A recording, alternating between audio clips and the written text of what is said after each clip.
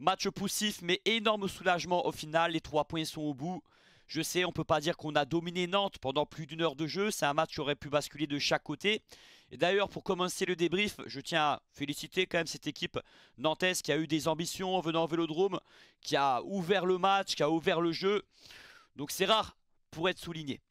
Ensuite, de notre côté, on a revu un OM qui ronronnait avec le ballon dans les phases de possession.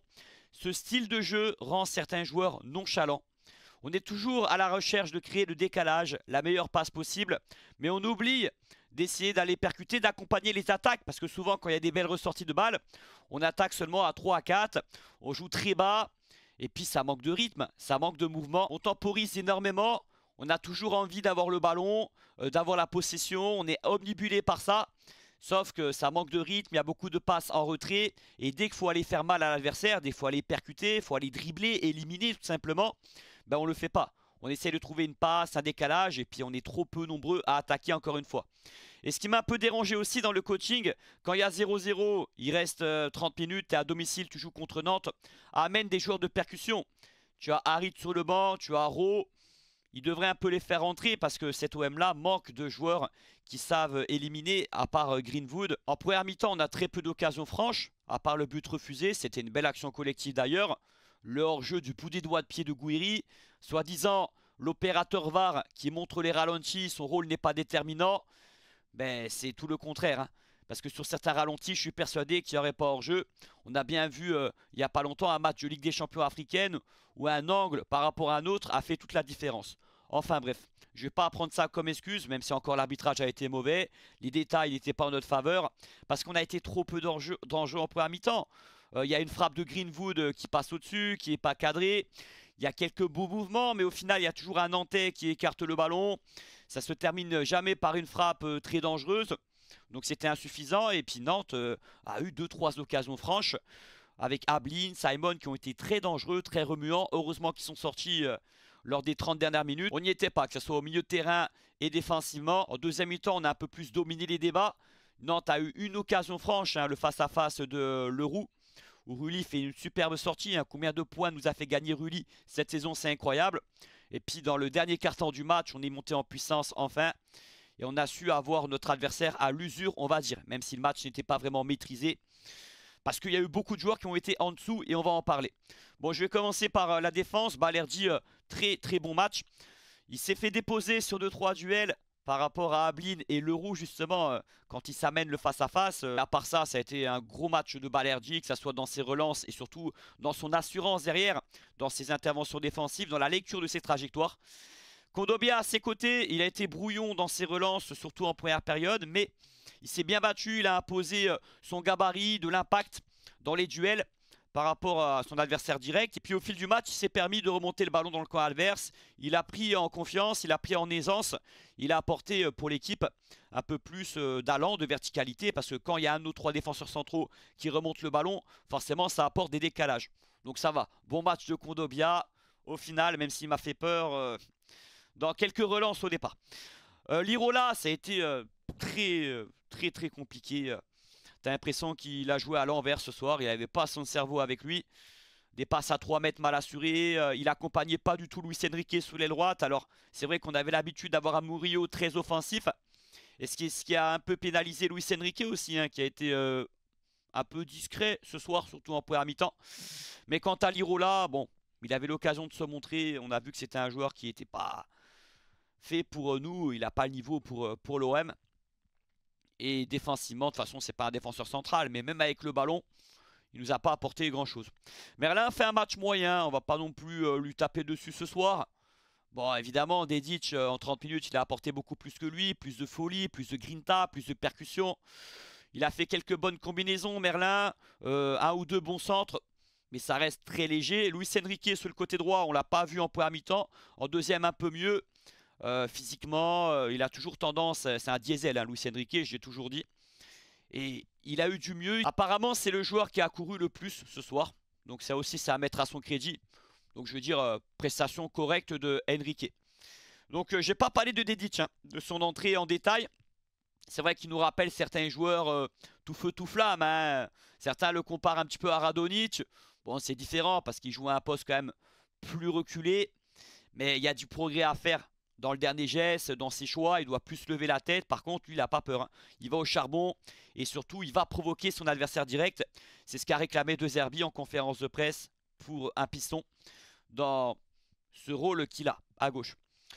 Donc Dedic, ça va. Il a fait une bonne entrée, un petit peu comme celle contre Saint-Etienne à domicile. Au milieu de terrain, Højbjerg a fait une bonne prestation, notamment dans la récupération. Il a gratté pas mal de ballons. Alors, par contre, ce qui m'agace, c'est quand il a au contraire la balle, c'est qu'il temporise un petit peu trop. Il met trop de temps à prendre une décision. Il casse un peu le rythme.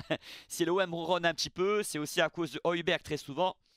Alors, c'est vrai que c'est bien des fois d'avoir un joueur capable de mettre le pied sur le ballon. De dire, je ne suis pas trop au milieu de terrain, je pose le jeu, je distribue. Sauf que il fait souvent des passes un petit peu trop simplistes, un petit peu soit latéral, soit en retrait. Et ça ralentit l'équipe parfois. Mais attention, il a encore touché beaucoup de ballons et surtout à la récupération. Il a été quand même là ce soir. Donc il fait un match correct pour moi. Bennacer à ses côtés a été en dedans, hein, on l'a tous vu. Beaucoup de ballons perdus et des ballons qui auraient pu nous coûter cher. Dans l'utilisation, il n'a pas apporté ce qu'on sait de lui, ce qu'on connaît au Milan AC, en sélection. Ce qu'on a vu contre Angers, c'est pas le vrai Bennacer, hein, vous inquiétez pas, que vous avez vu ce soir. Il n'est pas prêt encore, clairement. Il a beaucoup trop enchaîné, je pense, ces derniers matchs. Donc erreur de De Zerbi de ce côté-là. Mais vous inquiétez pas pour lui, il va se remettre après la trêve, il va être beaucoup mieux que ça. Et puis on aura le meilleur Bennacer possible au mois d'août. Tu vas me dire, ça fait un peu tard, mais la saison prochaine, ça va être une saison complète. Et ça a été une recrue pendant ce mercato hivernal, on l'a pris à ce moment-là. Il revient d'une grosse blessure. Il n'est pas venu à l'OM pour chômer, pour faire du tourisme, mais pour performer. Sinon, il aurait fait d'autres choix financiers, hein, croyez-moi. Mais ce soir, il n'a pas été bon du tout, comme contre Auxerre. Il y a eu l'entrée payante de Rongier. Voilà, le revenant, toujours là. Faut jamais l'enterrer, comme quoi, il est incroyable. Il me rappelle un peu Valbuena de ce côté-là, hein. Toujours, il a su mettre les coachs d'accord dans un 11 de départ. Alors, c'est sûr, hein, il doit être titulaire le prochain match, hein, vu son entrée où il a été... déjà dans l'équilibre de l'équipe, il a été précieux.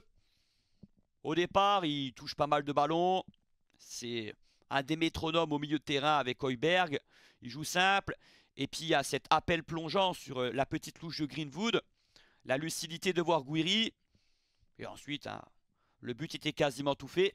Donc il est décisif. Et après ça, il a gratté des ballons. Et je crois qu'il n'en a perdu aucun. Donc dans l'utilisation, il a été tout juste. Tout juste dans ce type de match de Ligue 1. Rongier est très important. Donc content qu'il soit toujours là, qu'il ait toujours l'état d'esprit de performer. Voilà, bien sûr, hein, c'est le football, hein, d'avoir de la concurrence, ça arrive à beaucoup de joueurs. Mais quand on a fait appel à lui, il a su en profiter parce qu'il ne fallait pas qu'il se manque ce soir. Concernant le match de Rabiot, bah, écoutez, ça a été le meilleur en première mi-temps. Il a su se démarquer dans les intervalles, il a su se rendre très disponible, il a fait des belles percées. Il a couru énormément aussi, Rabiot, ce soir, hein. Il s'est pas ménagé par rapport au match contre Auxerre en première période. Même en deuxième, il a été là. Un match régulier pendant 90 minutes de Rabiot. Et je me dis qu'il se fait de mieux en mieux à ce poste de meneur de jeu. Voilà. Enfin, de mieux en mieux. Ça fait un petit moment, hein, qu'il est performant, mais c'est un poste aussi qui lui va très bien. Après, il ne peut pas tout faire, les gars, hein. Il ne peut pas dribbler 3-4 joueurs. Je disais dans mon analyse au début de la vidéo qu'on attaquait en sous-nombre. On était 2-3 dans le coin adverse. Et quand il y a Rabiot balle au pied, c'est pas lui qui va éliminer. Quand on est en infériorité numérique, ça l'aide pas non plus pour trouver une solution et parce que c'est pas un dribbleur tout simplement. Bon, Greenwood, évidemment, qu'il nous a agacé ce soir par sa nonchalance, parce que il s'est fait bouffer dans pas mal de duels par Palois, qui a décidé de faire du marquage individuel, comme il le fait souvent, même à Monaco, il avait fait ça, hein, contre un offensif monégasque, de sortir sur le créateur directement, et ça l'a pas mal embêté. Après, ce soir, il fait basculer le match, hein, parce que sur les deux buts, c'est lui qui a l'origine, clairement. Le deuxième à lui tout seul, avec ses deux contres favorables. Et cette frappe bien placée, croisée. Et le premier, bah, il est avant-dernier passeur. Et quelle ouverture il fait quand même, il a ce coup d'œil. Alors c'est délicat de dire est-ce qu'on doit s'en contenter. Parce que même en faisant ça tous les matchs, il reste indispensable. C'est le joueur qui nous fait basculer la rencontre. Mais c'est tellement insuffisant par rapport à ce qu'il sait faire. Et c'est tellement frustrant. Et puis, si l'OM a été... je dirais pas inoffensif, mais si on a été pas assez dangereux pendant une heure, c'est aussi un peu de sa faute. Donc au final, je le mets parmi les tops ce soir parce qu'il est décisif sur les deux buts et il a aussi fait basculer le match. Mais ça reste un match moyen pour Greenwood. Vous m'avez compris. Alors le match de Gouiri hein, qui a marqué, donc c'est vrai que c'est pas un but très compliqué, mais il a eu le mérite de se démarquer, en fait de faire un appel contre appel qui désoriente un petit peu Palois. C'est un petit peu un réflexe d'avant-centre hein, qui est souvent dévastateur pour les défenseurs. Et puis d'être là à côté de Rongier et puis de mettre le ballon au fond des filets. Par ça, j'ai trouvé assez entreprenant encore. Hein. On voit que c'est un joueur qui apporte dans son style de neuf, dos au but, dans ses remises. Bon, parfois il s'est fait bouger hein, dans les duels. Dans la finition, c'est vrai qu'il doit travailler. Hein. Dans le dernier geste, il doit être plus méchant, plus tueur. Mais ses appels sont bons en profondeur. C'est pour ça que c'est un vrai neuf. On le voit à travers ça. Et puis il ose, il tente des 1-2, des déviations. Ce soir, il y a eu beaucoup de déchets. Hein. J'ai oublié de le préciser au début de la vidéo, mais beaucoup de passes ratées à 2-3 mètres, que ce soit Murillo, Kondogbia, Bennacer, Lirola. C'était flagrant la nervosité qu'avait l'équipe en première mi-temps. Beaucoup de joueurs qui avaient la pression, qui avaient la nervosité, mais Gouiri, j'ai pas trouvé que c'était vraiment le cas. Voilà. Après, c'est un match aussi où il peut repartir avec un but de plus, il peut encore faire mieux, c'est clair, mais il fait quand même ce soir, avec son but et sa prestation, c'est un bon match de Gouiri, sans dire qu'il a été extraordinaire non plus, bien sûr. Je pense que mes tops, c'est Rulli, c'est Rabiot, et je vais rajouter Greenwood par la force des choses, et plutôt l'entrée de Rongier. Allez, plutôt. Parce que Greenwood n'a pas été régulier, donc je reviens à Rulli, Rabiot et Rongier pour mes 3 tops. Voilà. Après, les flops, on va mettre Lirola, Bennacer. Et pour ajouter quelqu'un, est-ce que je vais trouver quelqu'un En fait, non, j'en ai pas. Bon, l'OM n'a pas montré un super visage ce soir, hein, c'est clair. De Zerbi l'a reconnu. Mais l'équipe a été chercher la victoire. Ça va faire du bien aux têtes après la semaine qu'on a passée où surtout les supporters, Longoria, la direction, même le staff ont été impactés. Et puis j'ai aimé aussi l'animation du virage sud avec cette banderole seul contre tous. Je vous l'ai dit dans mes 2 vidéos cette semaine, j'ai commencé par ça. L'OM seul contre tous. Je connais trop bien ce club les gars, je vous l'ai dit. C'est une devise qu'on doit ressortir dans ces moments-là. Cette expression qui fait partie un peu du jargon ici. Il y a encore des superbes tifos hein, dans les virages. Apparemment au stade il y avait une grosse ambiance. Même quand l'équipe jouait pas bien à l'heure de jeu, ça a poussé fortement. Avant de terminer la vidéo, une pensée pour nos dirigeants. Après les suspensions qu'il y a eu. Même s'il n'y a pas eu de banderole de soutien envers Longoria précisément dans les virages ce soir, dans les groupes de supporters. Bon, je sais un peu pourquoi. Mais le message seul contre tous, il veut tout dire. Voilà. Alors pourquoi il n'y a pas eu de banderole de soutien? Parce que vous savez, quand un groupe de supporters met des banderoles contestataires contre un dirigeant, que ce soit président, propriétaire, entraîneur, le ressort il est cassé, le ressort il est cassé. Point final. Tu peux pas plus tard changer d'avis, ça c'est global en France, hein, et mettre une banderole très positive. Ou alors c'est jamais arrivé, notamment l'Olympique de Marseille. Il n'y a jamais eu d'autres exemples. Une banderole, je sais pas moi, tu peux des Roussiers, des Dreyfus, des Marchands, des Bouchers, tout ce que tu veux, des Labrune. Voilà, c'est comme ça. Après, ça ne veut pas dire qu'ils sont en guerre contre Longoria actuellement, loin de là les gars. Il y a eu des histoires l'an passé, c'est normal, sportivement et sur d'autres sujets. Mais là, ça se passe normalement, correctement. Alors c'est vrai que le passé récent a fait que ça a été un peu compliqué, donc il faudra peut-être un petit peu du temps. Je dis ça, mais ça se trouve dans quelques années, avec le temps, peut-être qu'il y aurait eu des banderoles de soutien avec ce qui se passe. Mais voilà pourquoi. Et aussi parce qu'il y a un peu moins de banderoles liées à l'actualité au Vélodrome. J'ai remarqué. Sportivement, je parle. Je parle pas des interdictions de supporters, tout ça. On fait moins de banderoles au stade liées à l'actualité. Pareil, Benassia, quand il y avait eu des sanctions, voilà, bon. Par rapport à d'autres stades, et parce que le Vélodrome, dans les années 2000 et tout, c'était différent. Il y en avait plus, ça réagissait plus via les banderoles. Donc je m'en doutais qu'il n'y aurait pas de banderoles par rapport à ça, même si certains étaient persuadés du contraire. Et j'ai expliqué un petit peu pourquoi, en partie, et pour expliquer aux abonnés, même si le peuple marseillais et les supporters de l'OM dans le monde entier soutiennent Longoria dans cette affaire à 99%. Et même les noyaux des groupes de supporters sont avec lui dans ce combat. Et je répète, ça se passe correctement avec lui en ce moment, ça se passe normalement. Mais de là à mettre une banderole de soutien, connaissant comment ça se passe un petit peu dans le milieu, et que le ressort était cassé l'an passé, soit il va falloir beaucoup de temps, ou soit ils peuvent pas aller jusqu'à là. Voilà, c'est la vérité. Je vous laisse là les amis, n'hésitez pas à liker la vidéo. Juste avant de terminer, on fera aux commentaires mardi le match Real Madrid-Atlético en Ligue des Champions et mercredi je ferai Benfica-Barça. J'espère que vous passerez sur le live, ça me fera plaisir. Si vous voulez parier, parce que souvent la Ligue des Champions, c'est le moment de mettre un petit billet sur un match tranquillement avec la pizza, avec la petite... Bon bref, voilà. Allez sur Unibet avec le lien en description parce que vous profitez sur votre premier pari, juste après l'inscription, d'une belle offre de bienvenue. Jusqu'à 100 € de bonus en free bet vous sont accordés sur votre premier pari. Donc c'est-à-dire vous vous inscrivez, vous rentrez le code promo, bien sûr. Si le pari il est perdant, on vous remboursera en free bet la mise effectuée, à condition que ça soit 100 € de mise maximum. Remboursé en free bet, hein, je répète, il faut qu'il soit perdant.